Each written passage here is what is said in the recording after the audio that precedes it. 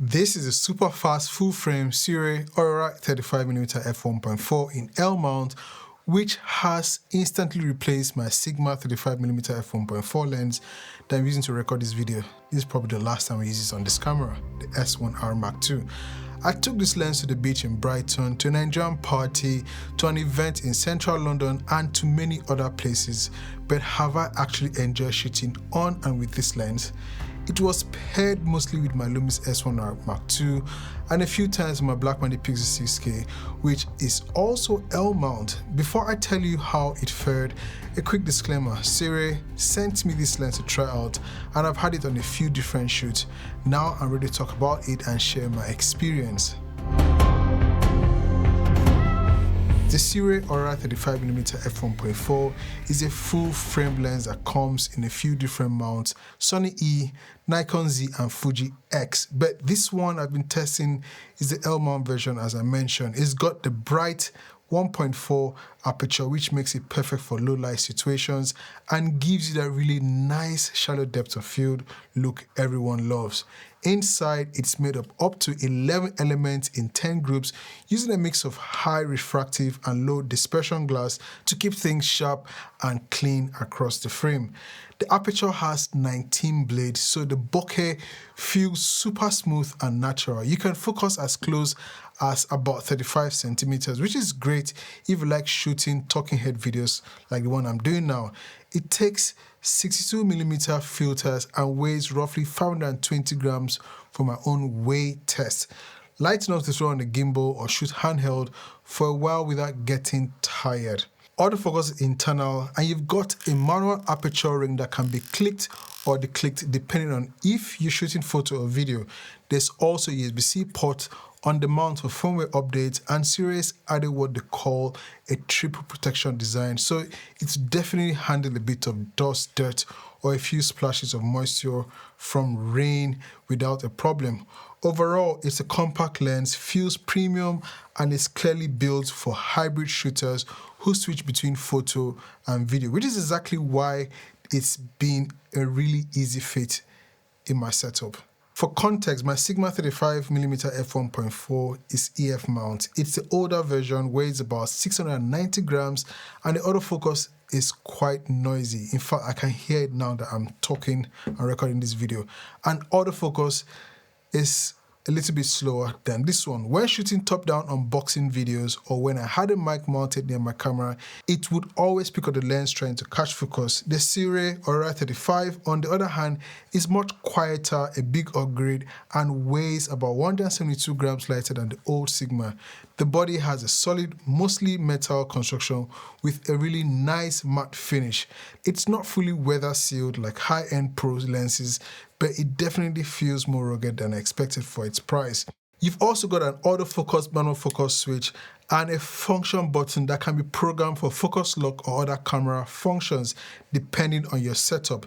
Handling wise, it balances really well on mid-sized mirrorless bodies like the Panasonic S52X, which I also own. It's not front heavy even with this 1.4 glass. I shot this setup on my gimbal and had absolutely no issues balancing and using the lens without needing counterweight.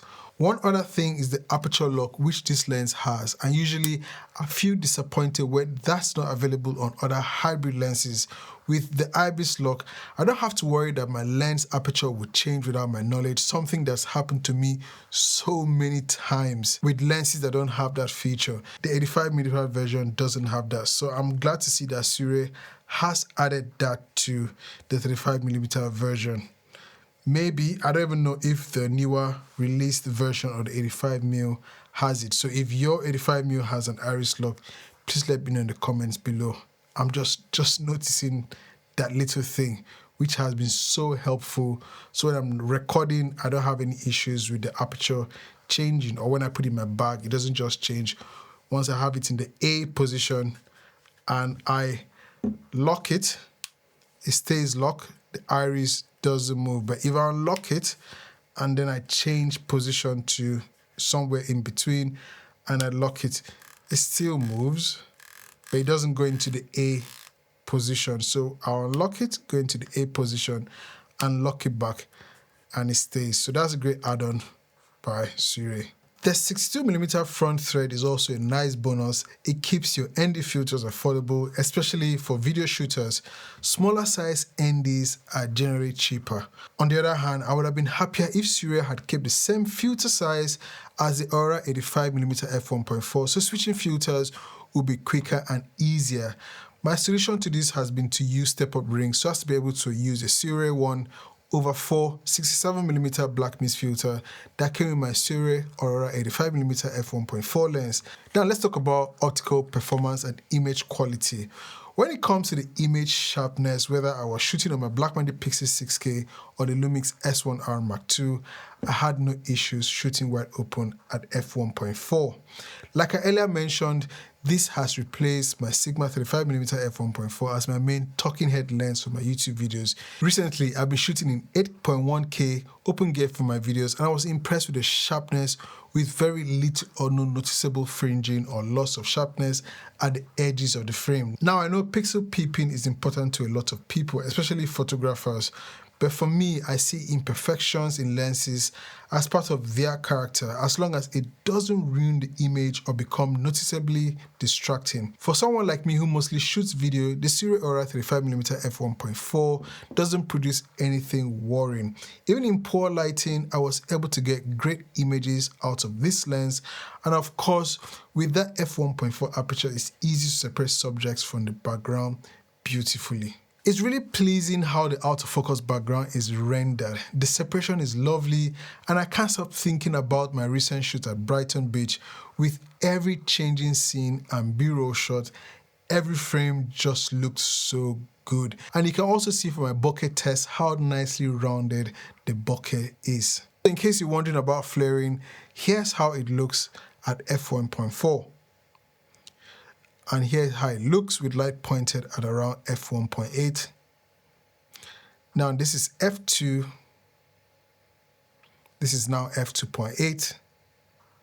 And lastly, I'll stop here at f4.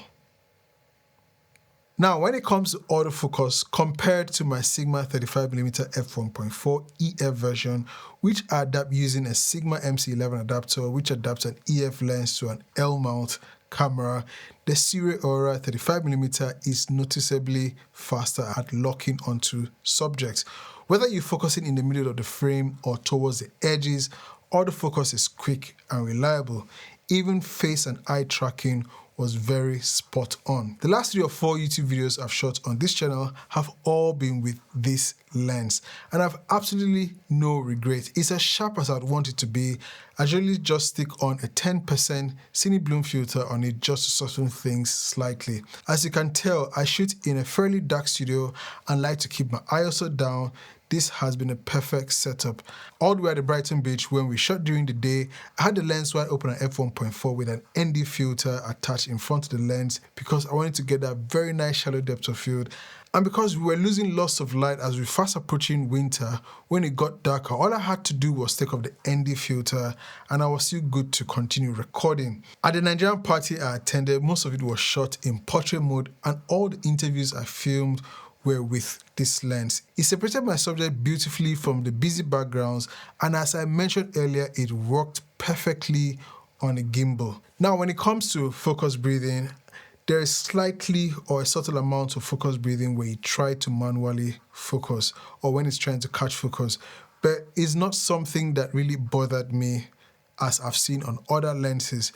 Unfortunately, if you are a Lumix L mount user, the Lumix cameras don't have focus breathing, so you can't compensate. There's nothing to compensate focus breathing in the cameras. If you're shooting on Sony E, or if you have the E mount version of this lens, obviously those cameras have focus breathing and compensation. At the time of making this video, you can pick up this lens for around $599 if you're in the US or £549 in the UK. Not even Lumix has a native 35mm f1.4 L mount option. The alternative would be the Sigma 35mm f1.4 in L mount, which costs around £769.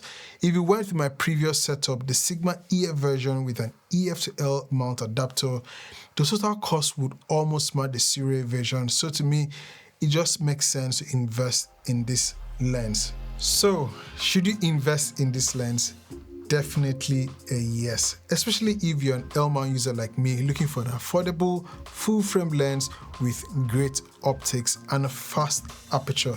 You might also want to take advantage of the upcoming Black Friday sales to grab a SIRUI Aurora 85 f1.4 if you're looking to expand your kit. The pros of this lens far outweighs its small limitations like the lack of full weather sealing or the subtle focus breathing. It's lightweight, great for handheld or gimbal use, performs well in low light and uses affordable 62mm filters. It also comes in a nicely padded box with a quality carry case. I haven't mentioned it much, but it does come with a lens hood as well. If you got any question, leave it in the comment section below. I've left links to where you can pick this lens up. It's a Filmmaker. I'll catch you in the next one. Can you leave a like and subscribe to the channel if you enjoyed watching this video? I'll see you in the next one. God bless and peace.